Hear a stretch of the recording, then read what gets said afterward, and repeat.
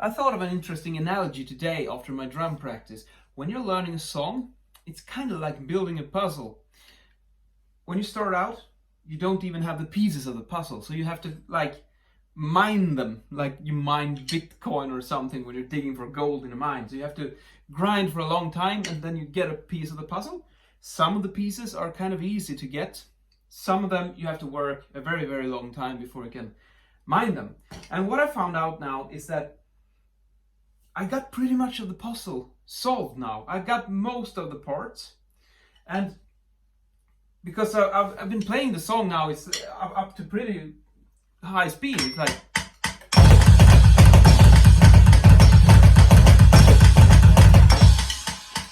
it's kind of working, and I got most of the parts, but there are a couple of fills. The fill-ins is what I'm struggling with at the moment, like in this part of the song where you got this.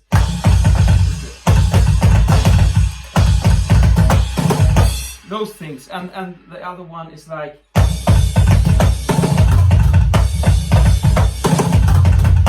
it's sloppy. It's not there. It's not tight. So what I'm now been grinding these fills a lot.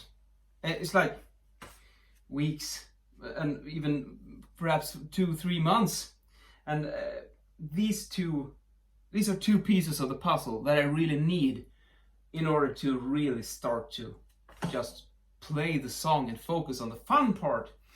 And once I get these fill-ins sorted, then I think the real fun part begins, because then I got all the pieces and then I just have to practice to lay the puzzle as fast as possible. So when I can get through the song in, let's say, 200 BPM on the metronome, if I can play it flawless in 200, that will be the biggest milestone since I started this insane project. Because if I can nail it flawless in 200, that's when I can start to just increase one tick per day, 201, 202. And when I start making a mistake, I back off. And then I continue. And then you can really, really see the progress. And that's going to be so much fun. And that's yeah. And these fills, it's like this.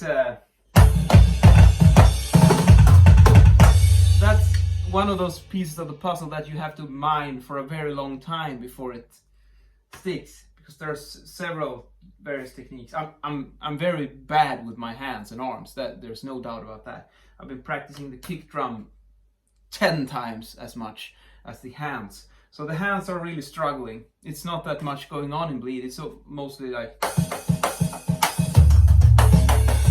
it's like those kinds of movements. It's not that bad.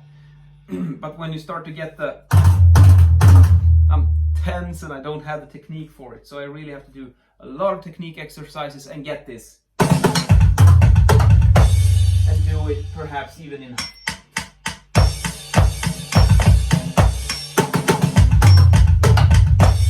really slow, so you get it.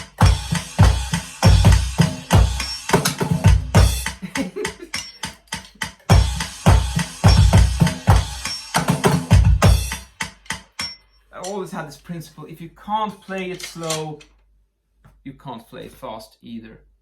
And I know that when you're playing the drums, you use different techniques depending on which tempo you play, but there's something else to it as well. And if you play it really, really slow, you get it in your mind. You get the movement in your mind, and it's really cool when you try this. You should really try this, to play a riff super slow for a very, very, very, very long time, and then suddenly it's just bam, muscle memory, and you can do it fast as well. It's worked many times for me in a really good way. So yeah, that's tonight's drum rant regarding Bleed. What do you think? Is that a proper analogy with the puzzle? I think it suits my model of the song at least pretty good. See you later.